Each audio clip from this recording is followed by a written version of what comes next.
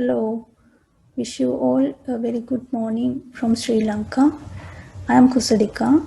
We like to share some of the results of a work we carried out to assess the available wave power for our country.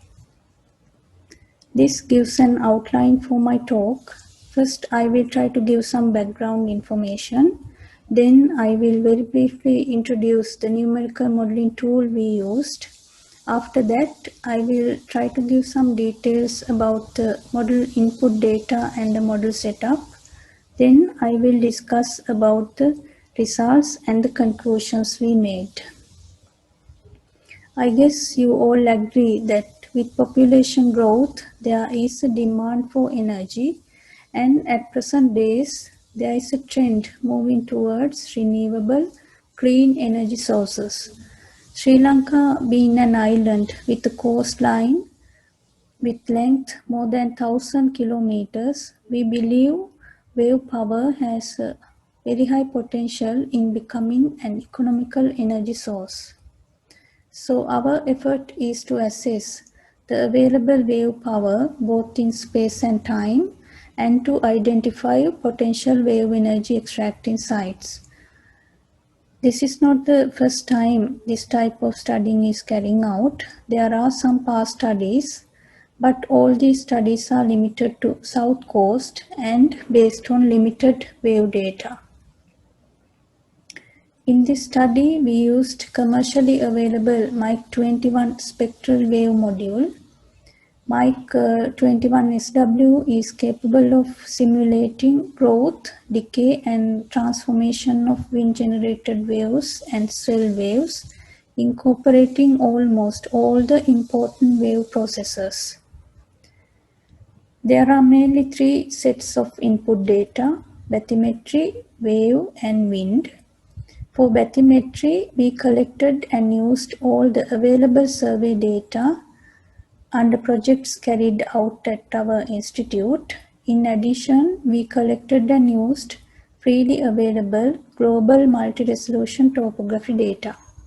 For wave, we collected and used long-term, measured and hindcast directional wave datasets available at our institute.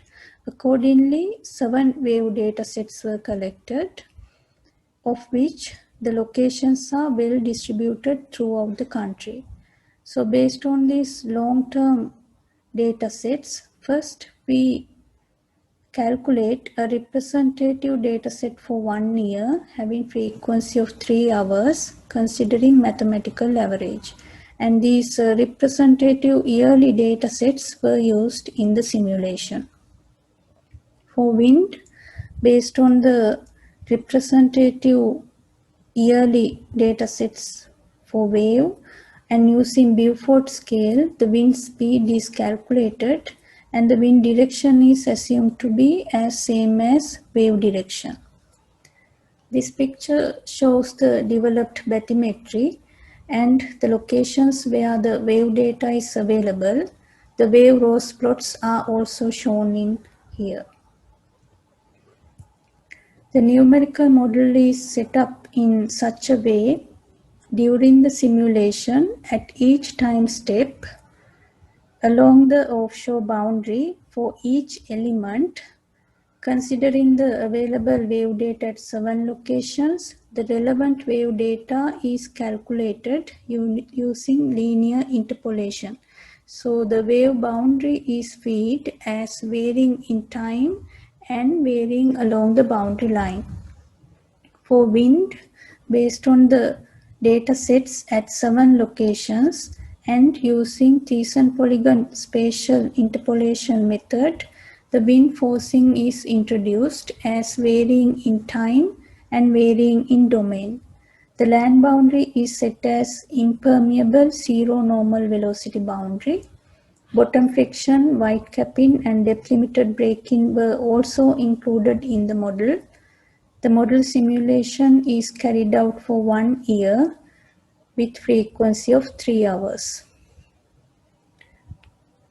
This picture shows the developed bathymetry with the elements. So there are about 50,000 elements used in the model simulation. And this picture shows a sample of wind forcing. The wind speed variation for one time step is shown here. So once the model simulation is done, we looking into calibration and verification processes.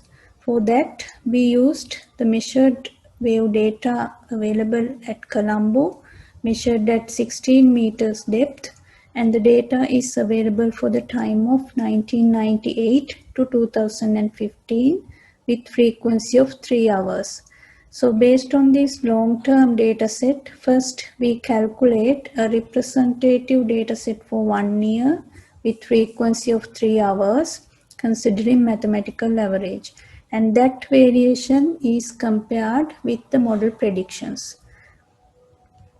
This graph shows the significant wave height variation. The blue dots shows the measured data and the black dots shows the model prediction. So according to the graph, it is clear that the model captures the pattern of significant wave height variation throughout the year very well, whereas there is a deviation in the magnitude. We believe this could be due to two reasons. One is in this exercise, based on the long-term data sets, we calculate representative data set for 1 year considering mathematical average. During this averaging process, some peaks could vanish. That could be one reason. The other reason is we are comparing two timelines. For example, in the calibration, the wave data is available for the time of 1998 to 2015, whereas in the simulation, the wave data sets are available for various time periods varying in the range of 1996 to 2018. So we believe the results worth for further analysis, and we look into the wave power. I have shown the inbuilt equation Mike 21 spectral wave module uses to calculate the wave power. So first we look into the spatial variation of wave power, and in the results the wave power is available for 1 year with frequency of 3 hours. Based on that, we look into the yearly average wave power. This picture shows the spatial variation of yearly average wave power. According to the picture, it is clear that high wave power appears in southeast coast. So in time analysis, we focused on southeast coast.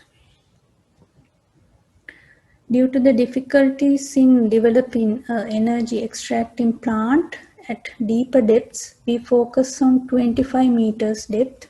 So based on the results, we select a point in southeast coast with a depth of 25 meters and the wave power is extracted. And the variation is shown in this graph. So according to the graph, the wave power varies in the range of 5 kilowatts per meter to the maximum of 36 kilowatts per meter within 1 year. And the yearly average lies around 10 kilowatts per meter. And also there is a high seasonal variation. Sri Lanka experiences mainly 4 seasons. Out of that, southwest monsoon and the northeast monsoon are the critical monsoons. For the southeast coast, southwest monsoon provides high waves because during southwest monsoon, the wind blows over vast areas of Indian Ocean without losing much energy. That is why we see high wave power in the months of May to September. So during the southwest monsoon, the average wave power lies around 15 kilowatts per meter. So based on these results, we conclude that southeast coast is more suitable for future developments in energy harnessing. So before winding my talk, We like to thank Lanka Hydraulic Institute for letting us carrying out this work as an internal research project. And thank you all. I guess now it is time for comments and questions. Thank you.